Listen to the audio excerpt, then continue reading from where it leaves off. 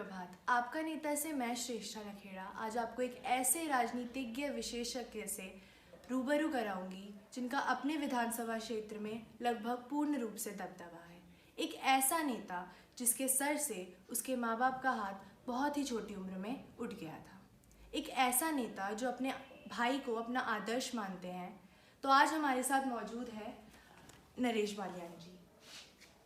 Sir सुप्रभात। सबसे पहले तो आपको मेरी तरफ से बहुत बहुत शुभकामनाएं आपके दूसरे लगातार कार्यकाल के लिए। Thank you. कैसा लगता है कि लगातार दूसरा कार्यकाल अपने में ही एक जीत सी महसूस होती होगी?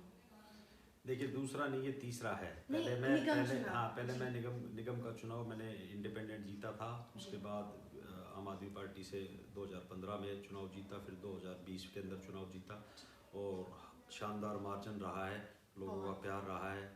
दूसरा, जब मेरे फादर की तो लगभग 20-22 साल पहले डेथ हुई थी और मेरी मदर की भी 10-11 साल हो गए और राजनीति का कोई बहुत बड़ा एक्सपीरियंस नहीं था, लेकिन जैसे समाज सेवा मेरी मदर भी बहुत करती थी। समाज सेवा का राजनीति में आने से पहले भी अलग अलग संगठनों से मैं जुड़ा था और लोगों की मदद करना, गरीब लड़कियों की शादी करवाना, कोई जिस भी तरीके से जो भी समाज की मदद हो सकती थी वो मैं करता था और राजनीतिक उसके अंदर एक अच्छा माध्यम बना और राजनीति के थ्रू भी हम लोगों की सेवा करने की कोशिश कर रहे हैं ईमानदारी के साथ। तो मैं जनता को, अपनी आवाम को बताना चाहती हूँ कि नरेश बालियान जी राजनीति में कदम रखने से पहले भी समाज सेवक थे। 2012 में इन्होंने अपना पहला निगम चुनाव जीता जो निर्दलीय था सर जी। जो निर्दलीय था, जिसमें भारी मतों से उनकी जीत हुई थी। इन्होंने 2015 में अपना पहला कौन सा चुनाव था? विधानसभा चुनाव जीता, जिसका मार्जिन बहुत ज़्यादा था, लगभग 30,000 से भी ज़्यादा उसका मार्जिन था। तो सर मैं आपके साथ अपना एक एक्सपीरियंस शेयर करना चाहूँगी। 2020 में जब आप अपने विधानसभा के जो दूसरे कार्यकाल के लिए चुनाव की तैयारी कर रहे थे, तो हमने आप ही के क्षेत्र के जो लोकल बॉडीज़ होते हैं उनका एक सर्वे किया था, जिसमें आप मुझे जानते हुए उस टाइम पे जब मैं उनका एक तरीके से फेस टू फेस उनका इंटरव्यू ले रही थी, मुझे इतनी हैरानी हुई कि लगभग हर आदमी नहीं लेकिन हर दूसरा आदमी आपका नाम ले रहा था। इतना स्नेह, मतलब इस पूरे विधानसभा क्षेत्र में सिर्फ आपकी है। जैसे मैं भी एक मोती नगर कॉन्स्टिट्यूएंसी से बिलोंग करती हूँ, ऑपोजिशन का आप भी जानते हैं राजनीति में कितना बड़ा रोल होता है, लेकिन हर दूसरे बंदे का आपका नाम, एक ऐसी उम्मीद उनकी उसमें कि अगर इस बारी पूरा नहीं हुआ तो अगले कार्यकाल के लिए वो ज़रूर पूरा करेंगे। कैसा लगता है? मतलब प्रेम के साथ एक जो जिम्मेदारी जो आती है, आई गेस वो सबसे ज़्यादा बड़ा रोल प्ले करती है। लोगों का ऐसा उम्मीद उनकी जीतना और उसके बाद उन उम्मीदों पर कायम रहना, कितनी बड़ी चुनौतियों का मतलब सामना करना पड़ता है आपको। देखिए, ऐसा है कि चुनाव तो 15-20 दिन का, महीने का चुनाव होता है। चुनाव के बाद बहुत सारे लोग, कांग्रेस के भी, बीजेपी के भी बहुत सारे लोग मेरे पास काम लेके आते हैं कि ये काम है। मैंने चुनाव के बाद कभी ये नहीं देखा कि ये कौन सी पार्टी से बिलोंग करता है, वो कॉलोनी के काम के लिए आया है, तो मैंने अपनी तरफ से 100% एफर्ट्स किए हैं कि उन लोगों को काम। अब दिल्ली में नगर निगम के पार्षद हैं हमारे यहाँ, तो बहुत सारे बीजेपी के कार्यकर्ता भी आते हैं मेरे पास कि मेरा मकान बन रहा है, और मैं तो खुद बीजेपी का कार्यकर्ता हूँ, लेकिन एमसीडी वाले मेरे से पैसे मांग रहे हैं मकान बनाने के या कोई भी काम, तो वो लोग मेरे पास आते हैं। क्यों आते हैं? क्योंकि आज तक जब कभी भी उन्होंने अपना कोई काम लेके आए हैं, मैंने 100% एफर्ट्स किए कि उनका काम हो। और कांग्रेस के, आप जिसको कैडर वोट कह सकते हो, बीजेपी का कैडर वोट आप कह सकते, वो वोट भी मेरे को पड़ा है। तो उसका केवल रीज़न यही था कि जो भी कार्यकर्ता मेरे पास आया, जो भी अपना काम लेते, उसका मान सम्मान हम लोगों ने किया है। और इसीलिए ये मैसेज था सारी पूरी विधानसभा के अंदर कि नरेश बालियान ने आज तक किसी सिंगल आदमी को परेशान नहीं किया, किसी को, चाहे बहुत सारे लोग मेरे पास आ जाते हैं कि ये बीजेपी का कार्यकर्ता है, ये काम कर रहा है, आप इसका काम। मैंने कहा नहीं, राजनीति 15 दिन की, 20 दिन का चुनाव है, उसके बाद जो भी क्षेत्र के अंदर रहता है वो मेरा वोटर है, सपोर्टर है, और उसका काम मेरे को करना चाहिए। तो सर राजनेता, एक आदर्श राजनेता के गुण आपके अंदर कहाँ से आए? मतलब क्या एक लाइफ का ऐसा टर्निंग पॉइंट था जहाँ आपको ऐसा लगा कि मेरी जो काबिलियत है, मेरे अंदर जो काबिलियत है वो है ही इसी चीज़ की? मतलब राजनेता का एक असली, अगर हम एक डेफिनेशन देखें तो वो होता है अपना जितना भी टाइम पीरियड है वो जन कल्याण पे लगा देना। बेसिकली राजनीति के अंदर घुसना से लेकर जब तक आप हो तब तक पूरा एक टाइम पीरियड आप सिर्फ अपना जीवन उन पे न्यौछावर कर देते हैं एक तरीके से। देखिए, जब ये समाज सेवा वाली बात जो मैंने आपको कही कि हम लोग पहले भी करते थे, उसके बाद मेरे बड़े ब्रदर हैं, उन्होंने मेरे को कहा कि भाई समाज सेवा तो आप कर रहे हो तो राजनीति में, तो मैंने कहा राजनीति का तो हमारा किसी पार्टी के साथ कोई लेना देना नहीं है। तो बोला इतने काम किए हैं तो ज़रूरी थोड़ा है कि सारी चीज़ें पार्टी के ही लोग जीतते हैं, पार्टी के अलावा भी लोग जीतते हैं। उस समय मैंने इंडिपेंडेंट चुनाव लड़ा और बहुत अच्छा मार्जिन उसके अंदर रहा। उसमें कांग्रेस की भी जमानत जब्त हुई थी, बीजेपी की भी जमानत जब्त हुई थी, दोनों कैंडिडेटों की जमानत जब्त हुई थी।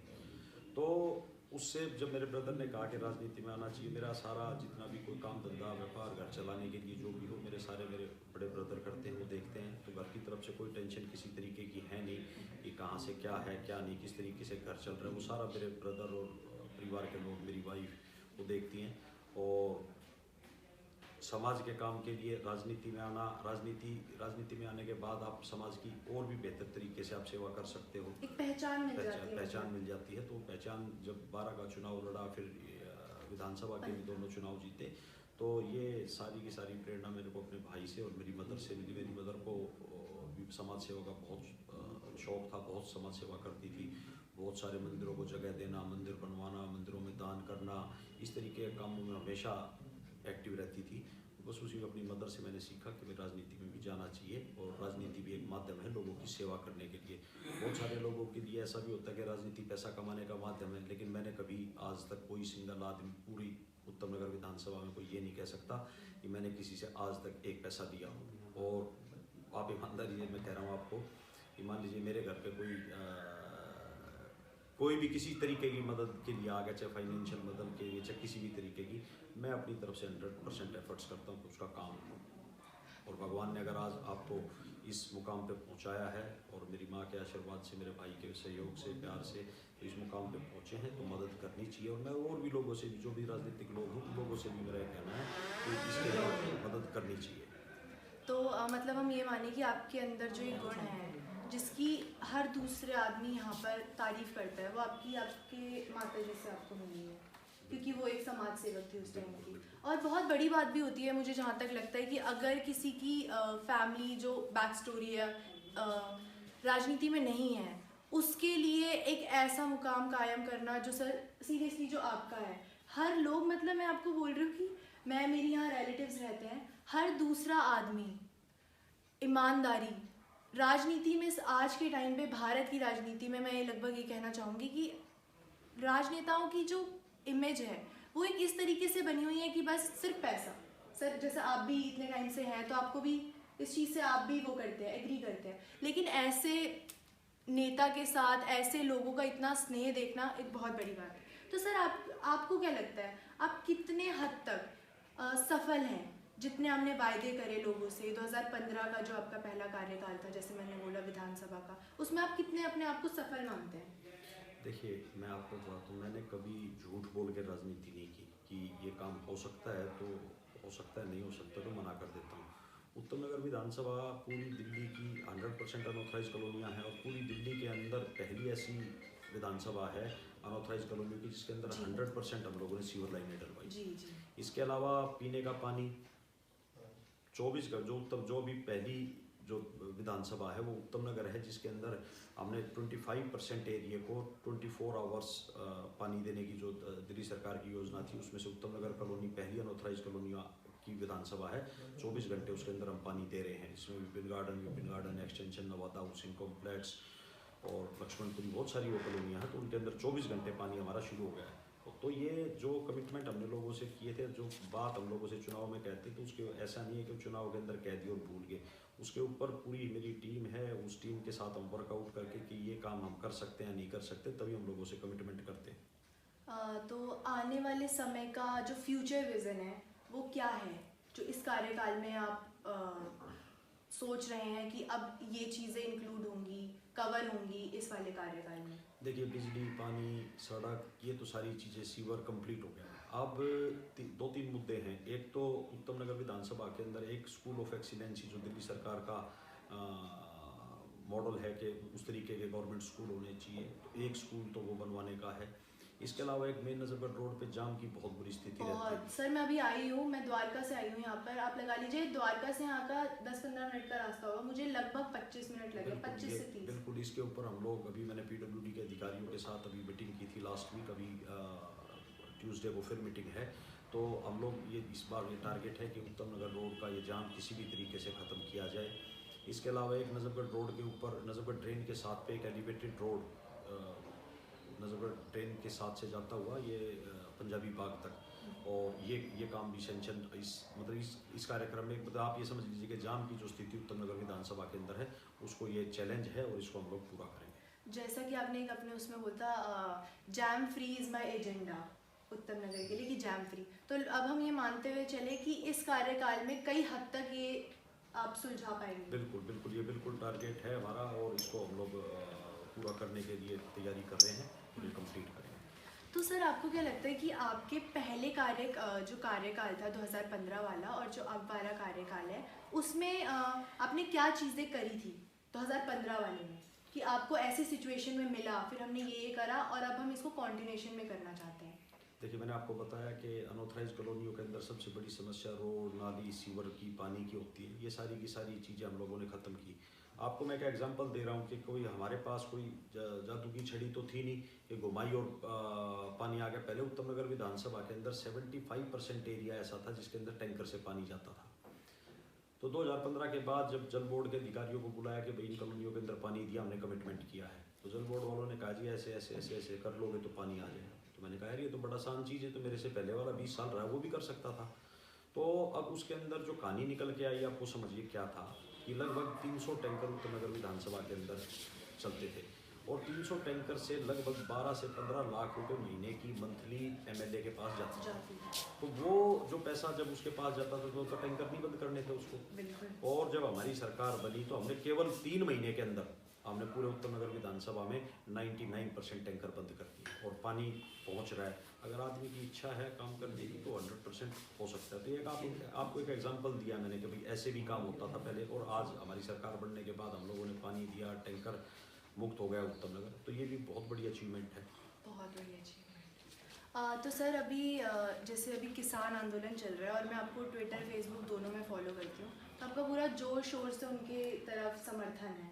तो आप बिलोंग भी हरियाणा साइड से करते हैं, एक सॉफ्ट कॉर्नर वहाँ से भी आपके लिए ऑब्वियसली हो गई, तो आपका क्या कहना है इसको लेकर? अभी राकेश टिकैत को लेकर बहुत ज़्यादा कंट्रोवर्शियल चल रहा है, जो इसके समर्थन में इस बिल के, वो लोगों का मानना ये है कि जो राकेश टिकैत है उसके आंसू झूठे हैं, ऐसा है वैसा है, आप क्या कहना चाहेंगे? देखिए, एक बात तो आपने कहा कि हरियाणा से बिलोंग नहीं करता। मेरा यही दिल्ली के अंदर गांव है जहां हम बैठे हैं, ये नवादा गांव। तो ये सारा दिल्ली देहात और हरियाणा ये सारा एक जैसी, हमारी सारी रिश्तेदारियां भी हरियाणा के अंदर हैं। जी। तो दिल्ली। दूसरा जो किसान आंदोलन चल रहा है आज, किसान आंदोलन क्यों करना पड़ा कि बिल 4 से 5 महीने में बिल आए।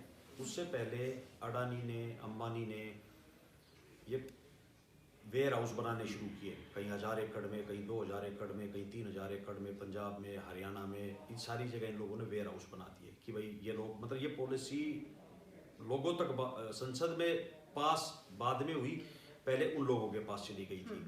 और आज सरकार कह रही है कि भाई MSP हम लोग तय नहीं कर रहे। MSP अगर तय नहीं करेंगे तो एक बात बताइए, अगर मान लीजिए कोई प्राइवेट आदमी कहीं किसान के लिए गेहूँ खरीदने के लिए गया और किसान का गेहूँ मान लीजिए हल्का गेहूँ है, और वो प्राइवेट आदमी उस गेहूँ को क्यों खरीदेगा? वो तो जो चीज़ अच्छी मिलेगी मार्केट के अंदर उस चीज़ को खरीदेगा।